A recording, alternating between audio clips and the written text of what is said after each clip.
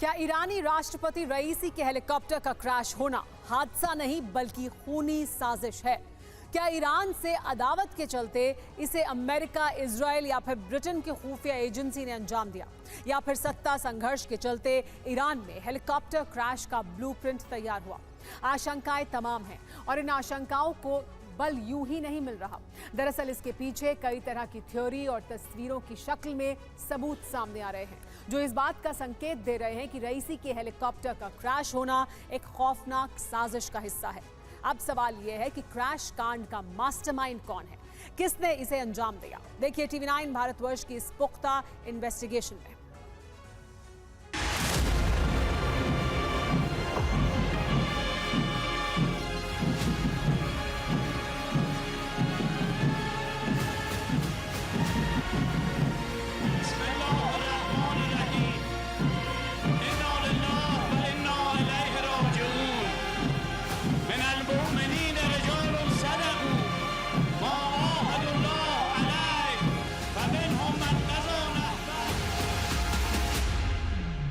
ये तस्वीरें ईरान के तबरीज शहर की हैं।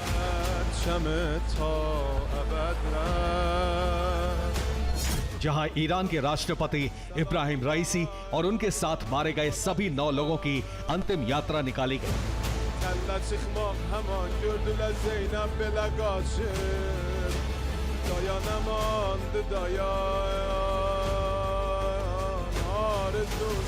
रईसी की अंतिम यात्रा में शामिल होने के लिए, उसे देखने के लिए लाखों की भीड़ सड़कों पर उतर आई।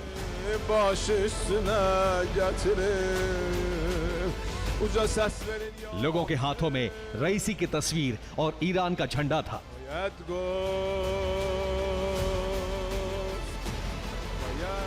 महिलाएं, युवा, बूढ़े और बच्चे जिस रास्ते से अंतिम यात्रा गुजर रही थी, अपने राष्ट्रपति को विदाई देते वक्त तमाम लोग रोते बिलखते नजर आए।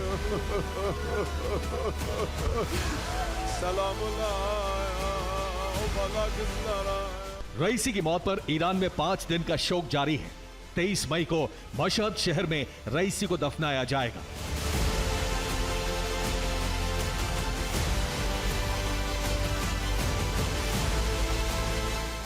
खैर, चंद रोज बाद राजकीय सम्मान के साथ रईसी का शव तो 2 गज जमीन में दफन कर दिया जाएगा।